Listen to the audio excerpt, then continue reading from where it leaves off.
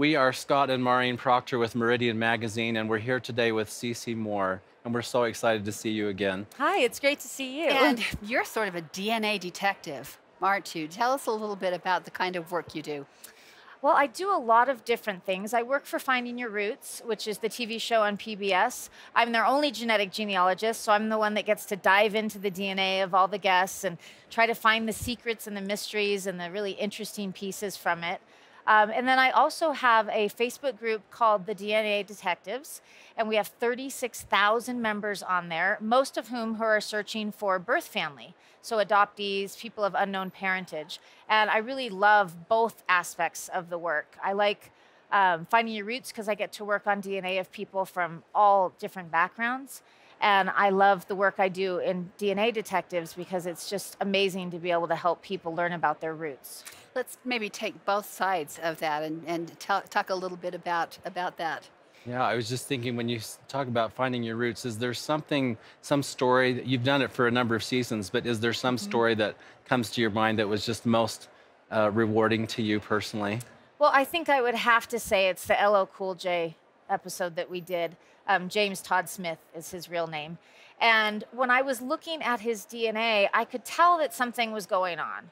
He had some matches that weren't fitting into his family tree at all. And it took a lot of work, but we discovered that his mother was adopted and never knew it. Wow. So at 69 years old, we had to call her up and let her know that the parents that raised her were not her biological parents.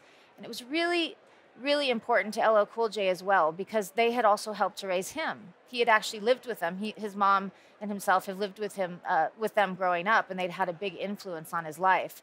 And so to find out that there was no genetic connection between them was pretty amazing.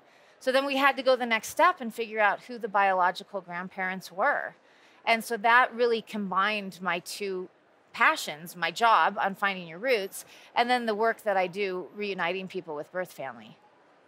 So I think we all kind of wonder if there's a mystery in our DNA somewhere. Is that what you find yourself unlocking a lot? Is mystery that we just didn't know was there? There are an incredible number of mysteries just lurking in our DNA. And I want to know if we're cousins, so you need to hurry up and I test. know. Now tell me, your mother's maiden name My is mother's Proctor. maiden name is Proctor, and Oh I my know I've been goodness. badgering you to test for a couple years already. That would be a fun mystery. yeah, so that would be That would be good. so fun. But there's almost always something. I mean, and it's another interesting aspect of my job is I have to find a story for each and every person. And so you can't really say anyone has boring DNA. You just have to dig deeper for some people. Some people, it fits with their family tree very well and their oral history. And you have to dig in there more to see what you can find that's interesting. And other people, right away, you can see there's an inconsistency and there's something that they don't know about from their paper trail. You know, sometimes records lie, or they don't record things genetically. And so a lot of people are discovering things they didn't expect. Some pretty big surprises often. So tell me about your connection to Thomas Jefferson, because I don't understand. First of all, tell me about your connection, but second of all, how do we have any DNA evidence of Thomas Jefferson? I don't understand that. So help me and our viewers understand. So we're not out there digging up people. That's not Okay. how it's done. That's good to know, first of all.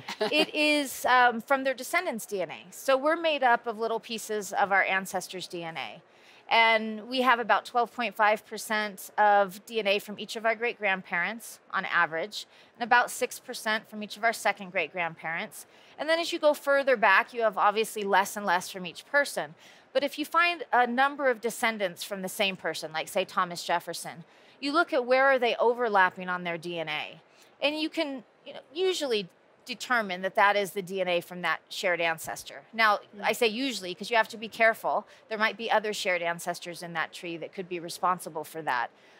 So you have to use caution, but the more data you get, the more confident you can be that this DNA really did come from Thomas Jefferson. So in my family, what you're referring to is my brother-in-law thought he was Native American, and I was doing all this cool work, and he'd never done his traditional paper trail, which, by the way, we're seeing a lot of people DNA testing first now. Used to be the opposite. You would do your paper trail, you do a DNA test to supplement that, but now because of the popularity of DNA testing, it's kind of gone upside down. People are rushing, taking a DNA test, and then boom, what is this? Then they turn to their paper trail.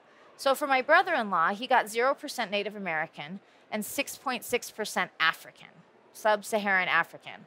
He was totally blown away. So we turned to his paper trail, and we're able to see through the census records that his great-grandmother and his great-great-grandmother were living with Madison Hemmings. Madison Hemmings, who is the accepted child of Thomas Jefferson and Sally Hemings. There's been a lot of research on that in more recent years where people have really started to accept that that is a historical fact, that Sally Hemings' children were Thomas Jefferson's. And so then what we're doing is we're looking at Thomas Jefferson's descendants from his marriage, and then we're looking at the Hemings descendants, and we can see all this shared DNA between the descendants. And it's really, really interesting because in the past, they had only used the Y chromosome, so the father's father's father's line in that study. But they could only use the descendants of Eston, which was the youngest Hemings child. And my brother-in-law's descendant from Madison, and they weren't able to find anyone to test on that line. So we're seeing new data. We're actually seeing how Madison is also fitting into that Jefferson family. Oh, that's fascinating. So you always hear about people who find that their paper trail and their DNA doesn't match up, even in terms of their supposed ethnicity. Oh, I thought I was Italian, and it turns out I'm Scottish. You know, why does that happen? Well, there's a couple reasons. One is that this is a new science. And when they try to get really specific with the predictions, you have to take it with a grain of salt, especially in Northwest Europe. So if they tell you you're British Isles, you could be Scandinavian, you could be German and French. These are all very similar types of DNA, and we just don't have enough resolution to be able to tell people absolutely British Isles versus Scandinavia versus France and Germany. And you can see if you dive into those results more, that even the companies are showing us that. At Ancestry DNA, if they say you're, say, Irish, if you click and open that, they'll show you there's actually a range of a possibility. Like they say I'm 10% Irish, but the range is 0% to 26%. And so we have to keep in mind that, you know, it's not so exact when you get down to those country levels. Now, the other reason is just what I said before. Sometimes the paper trail is wrong. The oral history is wrong. Somebody's parent on paper was not their genetic parent. And so we do see a lot of surprises where people find out that their father that raised them was not their genetic father. So their ethnicity is totally different than they expected in many cases. Well, and I guess when you're going back several generations, you're going to have that show up many times. That's right. Now, you also have a passion for helping children find their birth parents. Yes. Tell us about something like that has happened. Well, as I said, I have a group of 36,000 people on Facebook now, this great community where people are helping each other to do this because there's only a few of us who can take these cases and there's too many people searching. So we've kind of taught people to help each other. But in that group, it's amazing because every single day, literally now, people are finding their birth families and reuniting, and they're posting pictures, and they're telling us what happened when they met their birth father or their birth mother or birth grandparents. You know, we're seeing multiple generations. There's so many stories, it's hard to pick one. I really am passionate about helping foundlings, which are people that were abandoned as babies or children, because there's no records there. I mean, even if they opened the adoption records, there'd be nothing to find.